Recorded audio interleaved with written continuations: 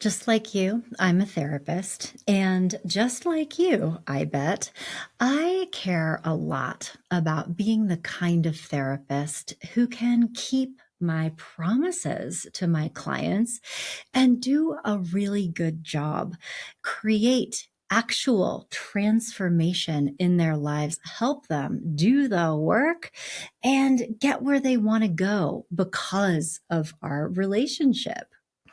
And so years ago, after doing a master's degree that prepared me as a marriage and family therapist, then I did a doctoral degree that helped me become a licensed psychologist, I got to a place where I realized the things that I learned in counseling school are not actually that helpful and effective for all of my clients, particularly my high functioning, growth oriented clients who weren't dealing with a diagnosis or psychiatric condition. They were really just seeking to create positive changes in their lives, have better relationships, or develop themselves. I found that I actually needed to learn an entirely different modality to be a helper to assist those clients in an effective way. And I found that path not through counseling psychology, but through coaching psychology. And that was years ago. I became certified as a coach. And since then, I have become this passionate advocate for how to help clinicians incorporate coaching psychology, coaching strategies, coaching modalities, and interventions into their work. Sometimes with therapy clients, I think learning how to coach can make us better therapists, but also by incorporating coaching as a thing that they do, a service that they provide that's actually different from therapy. I have had so many therapists approach me with questions wanting to know more about this. I thought I'd put together a podcast episode that does a dive into what coaching actually is to demystify it a little bit, help you understand how it works, how it's different from therapy, but also how you can incorporate some of these ideas to support and create even more powerful outcomes for your clients. So that's what we're talking about on today's show. I'm so glad you're here with me today. I'm Dr. Lisa Marie Bobby. I'm, in addition to being the host of Love, Happiness, and Success for Therapists, I'm the founder of Growing Self Counseling and Coaching, which is a pretty large group private practice. We have over 50 therapists running around here. I'm a clinical supervisor. I have been for years. And I'm also the host of the Love, Happiness, and Success podcast, which is for civilians. It is for our clients to support their growth. But because my central mission, being the founder of Growing Self, has really been all about how do we support and nurture and care for clinicians so that they're having a good time and are able to do great work with their clients. I have been teaching, coaching to clinicians on my team.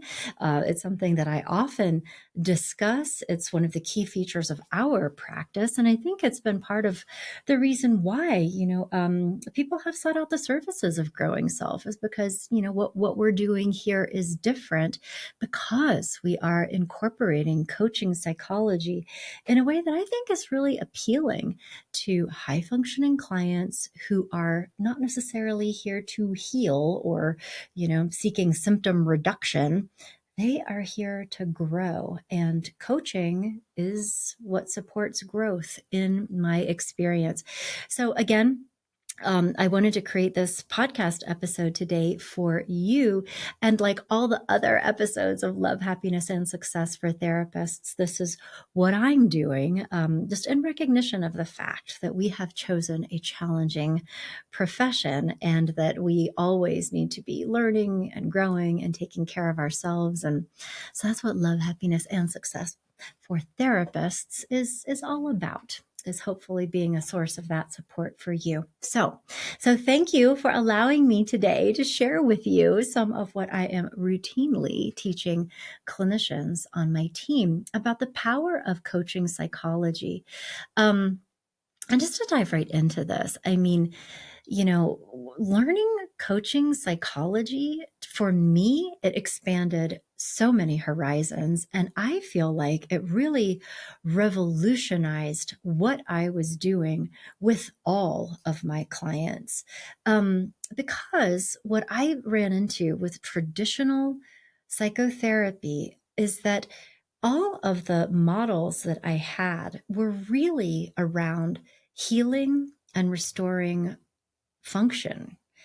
The assumption is that people were dealing with a psychological disorder. And so, what I do as a therapist is really centered on the diagnosis and treatment of those psychiatric conditions. It's coming into a meeting with a client to say what's wrong, and that the interpretation of what's wrong is pathological in nature. There's major depressive disorder or unresolved trauma or maybe generalized anxiety that is really not congruent with what their life experiences are. It is above and beyond their circumstance, and it impacts every part of their lives, and it makes it really difficult for them to be the people that they want to be and have the kind of relationships or the career that they want to have. So in order to help them grow, ultimately, we first have to focus on healing. And this can be slow, talk centered. We're going into the past. We're really focusing on that work of building them back up. Now, whenever I tried, or to this day try, to take that approach with some clients who are high functioning, who do not have mental health issues, who are doing really just fine, and who are feeling frustrated or worried or disappointed because of these life circumstances that they haven't been able to change. A coaching approach is much more direct, and it is much more effective because we're going in to understand what's going on, but then it's how do you create a different outcome in a very active and tangible way. And so, in my experience, clients who are motivated for this kind of change and ready to grow and make these positive changes will often feel very stuck and frustrated by traditional therapy. I mean, I can't even tell you how many conversations I've had with some coaching clients who have come to me for help with things, but who prior to that had been in therapy for years, sometimes reporting that I just felt like they were spinning their wheels with a therapist, or they're rehashing the past in ways that did not make sense to them. Or, which is even worse, I think, having therapists pathologize their experience rather than helping them find their way forward, because that's what the therapist knew how to do. And they're not wrong. I mean, that is what we're trained how to do. But when you consider, like, an example, you have a client show up, they talk about feeling really down, they dread, Sunday nights and having to get up and go to work in the morning, and they don't feel like getting out of bed, and they have no energy, and they just kind of hate their job, or they're feeling really stuck and hopeless. Okay, therapist mindset. Sounds like depression to me. Let's do some cognitive behavioral therapy. Let's get you on some meds and you'll be feeling better in no time, right? That's what we do. Now, a coach might listen to that and say, how do those feelings make sense?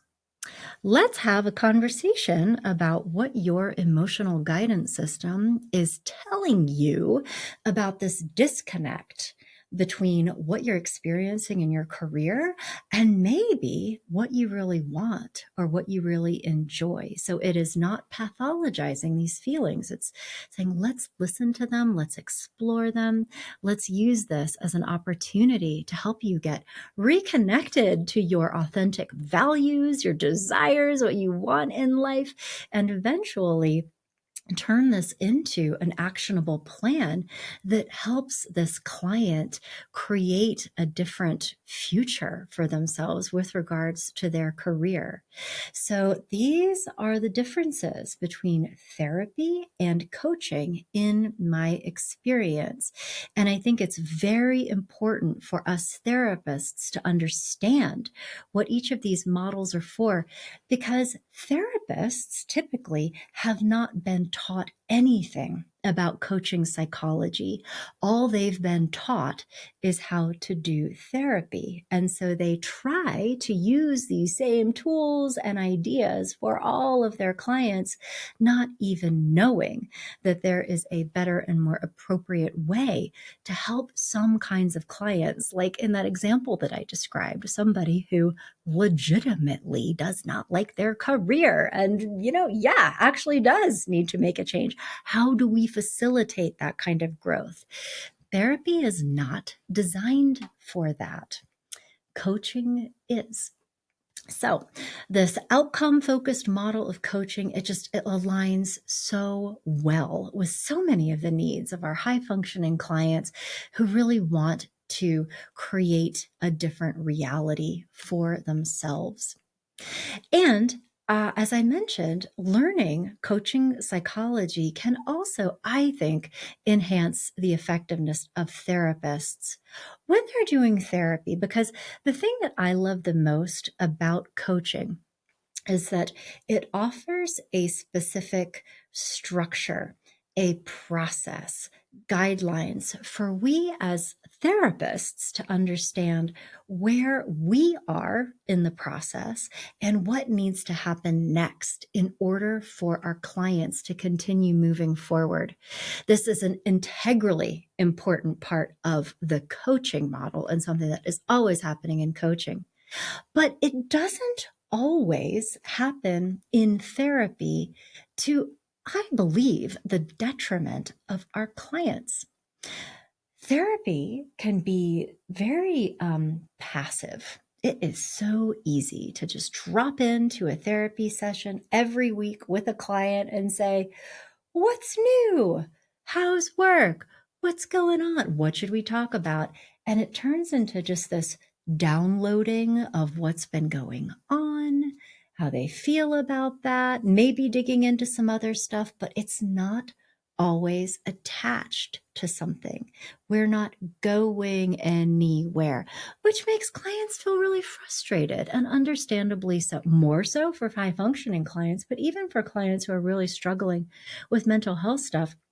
It can be so easy for therapists, especially in private practice, to have it start to feel very fuzzy and also very reactive.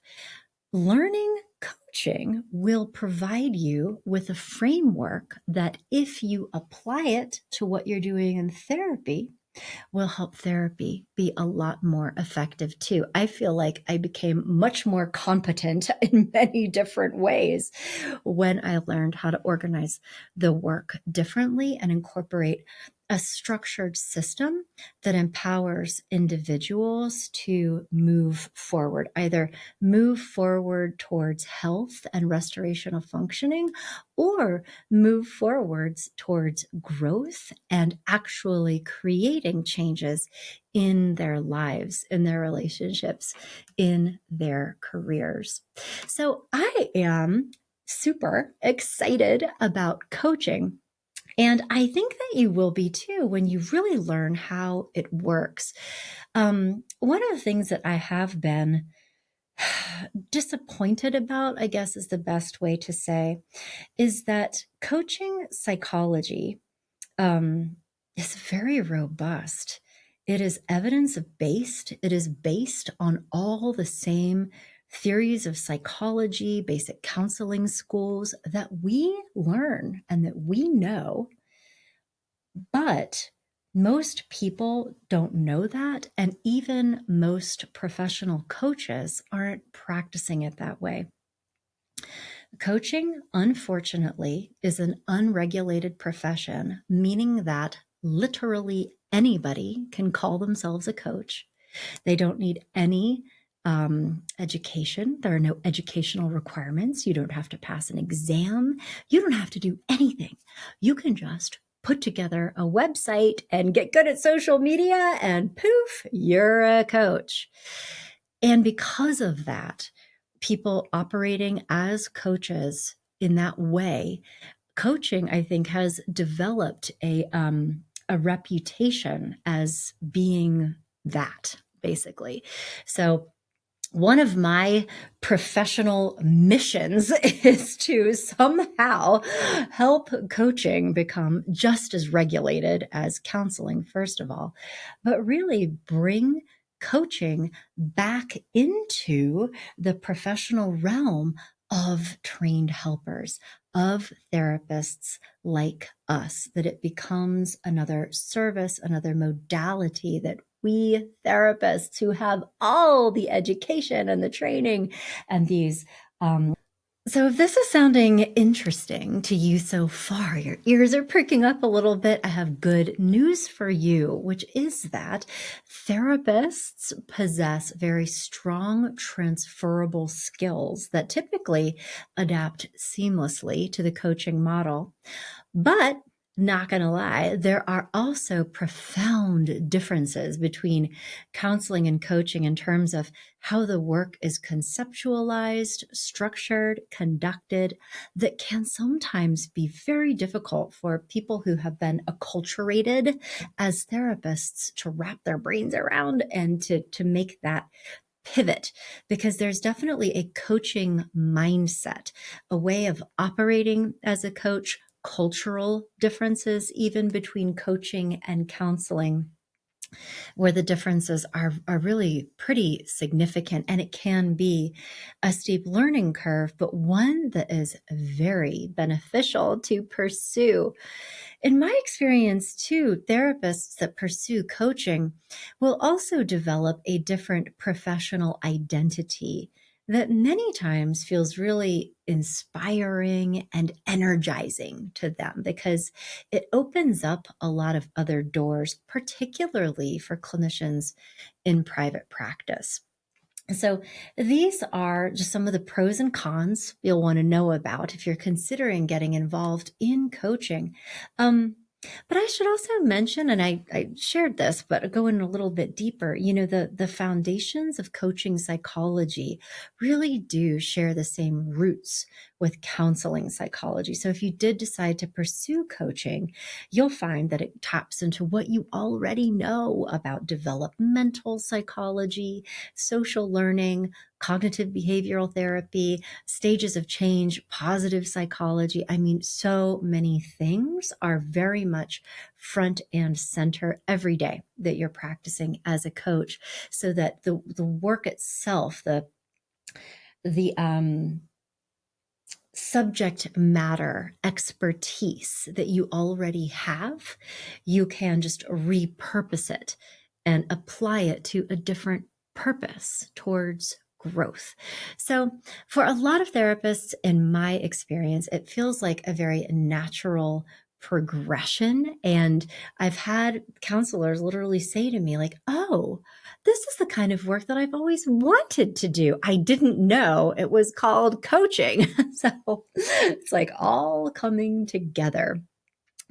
Um, I will say, I mean, there's no regulation around coaching, and unfortunately, many coaches are self taught. But in my experience, therapists who decide to pursue coaching, I think because we value education, and also from what we've gone through in terms of obtaining degrees and credentials, like, we have a lot of respect for what those credentials mean and the difference that that education makes. Like, you don't know what you don't know until you've gone through the kinds of things that we have. And once you have, it's hard to not have respect for the difference that makes. And I will also say that If you're a therapist interested in doing coaching, it is very protective to have formal credentialing as a coach, or some kind of paper trail that you have received specialized education and training, because there can be overlap. And it has also happened that therapists have been called into question around, are you doing coaching or are you doing therapy? And so any therapist who conducts coaching needs to have a lot of clarity for themselves, for their clients, explaining to clients what the difference is.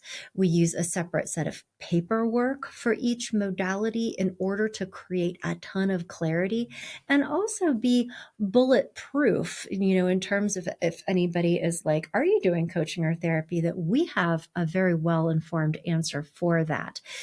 This is coaching because XYZ, able to articulate very clearly an understanding of all the differences. And this really does take, I think, some support and education to be able to figure out, because particularly at certain stages of the work, counseling and coaching can have many similarities. The first phase of coaching in particular can feel uncomfortably like therapy for many therapists and create a lot of anxiety, although the intention and where it's going is completely different. So therapists who have that education, that training, that experience feel very comfortable with the coaching process and don't feel anxiety, right? Additionally, as therapists who coach, we need to have a lot of clarity, visibility, and intention around our assessment process in order to make sure that we are providing the right service for our clients, because a client may come in and really not know what they need or want, or somebody might come in saying, I want therapy, and they're like the person that I gave you the example about. They hate their job. That's not the kind of problem that therapy is designed to solve. Coaching is. So we have a conversation around, actually, I think you'd be better served if we do this instead, and educate your client around why that makes sense.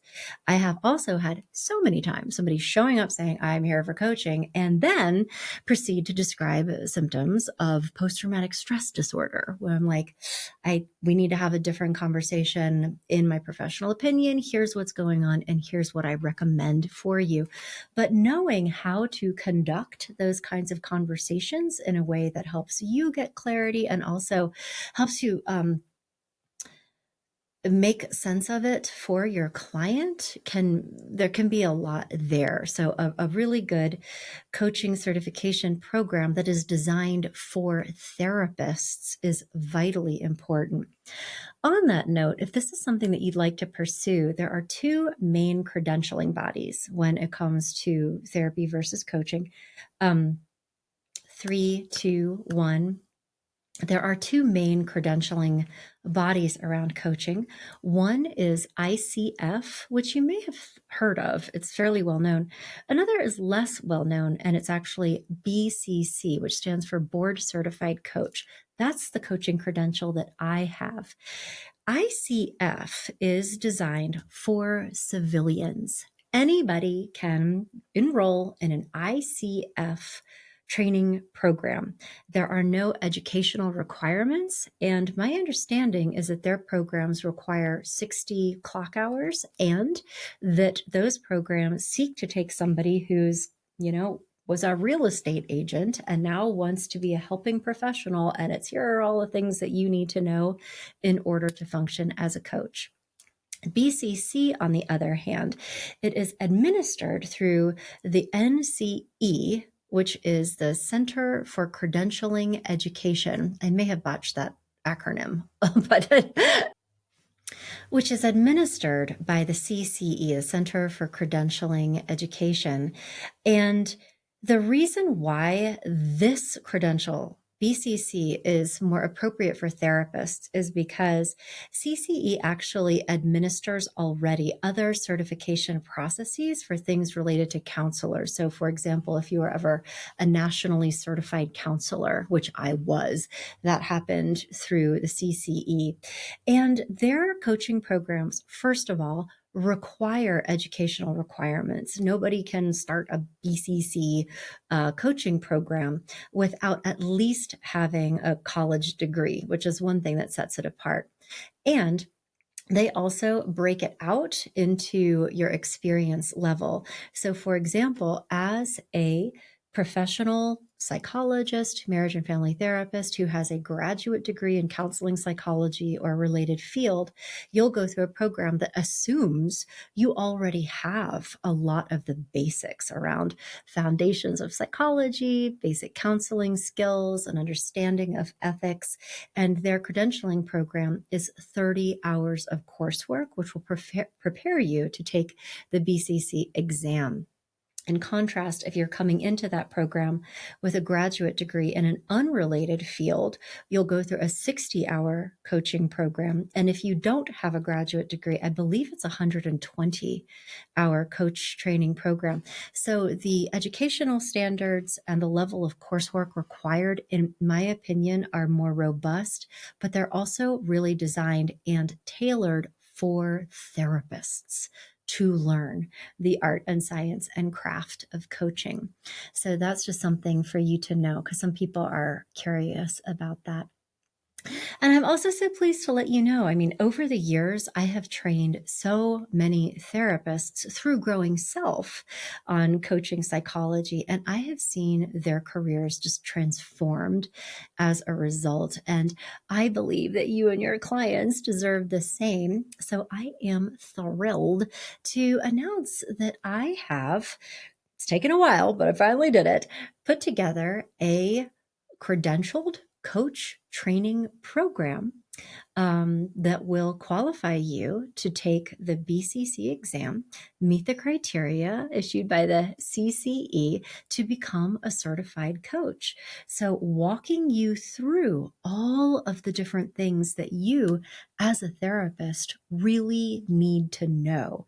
This coach credentialing program is tailor-made for therapists, for licensed therapists, so that you can use all of your existing skills and education and apply them to coaching ethically and effectively. In my program, we spend a lot of time talking about the differences between therapy and coaching so that you can go into these sessions with a lot of clarity and also confidence. We also discuss assessment strategies and how to have conversations with clients that, you can recommend one course of action over another. We certainly do a deep dive into the ethical considerations that all counselors need to know, including the specifics of things like what needs to be on my paperwork?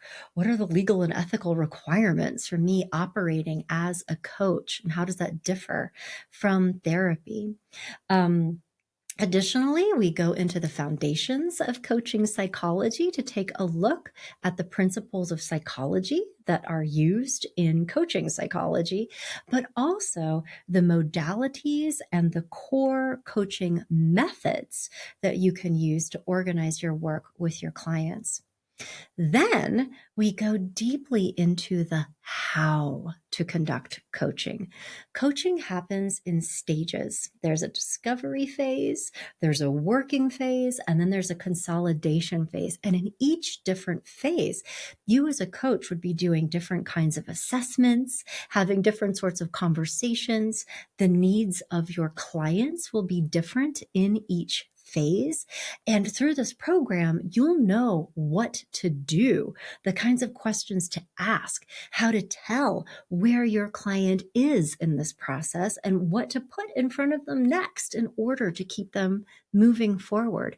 We'll discuss where clients get stuck and how to manage that or hopefully avoid it, and also how to always be assessing your clients for goodness of fit no matter where they are in the coaching process so that you can always be practicing ethically. Lastly, we're talking too about, the business of coaching.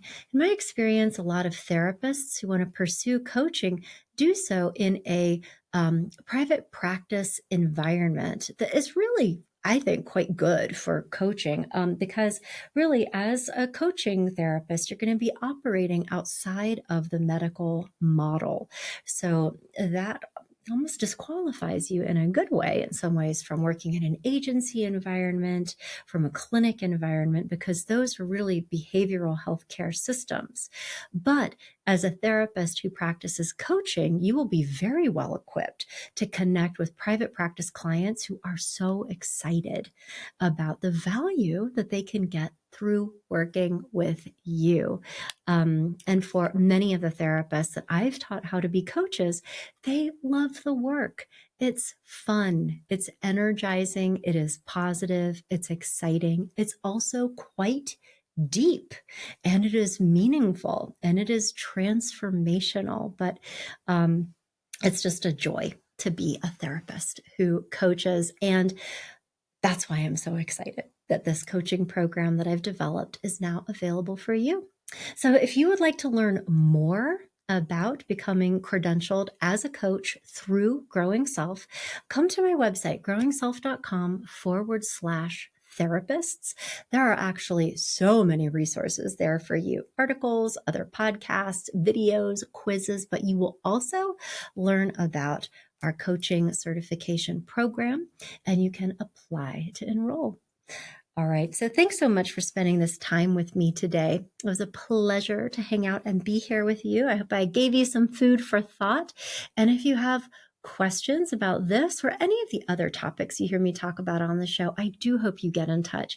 Contact me through Instagram, growing_self, also at Growing Self through Facebook, and track me down on LinkedIn. It's a great way to get in touch with me. Just do a search for Lisa Marie Bobby. I'll pop right up and we will talk. All right. Thanks so much. I'll be back in touch soon.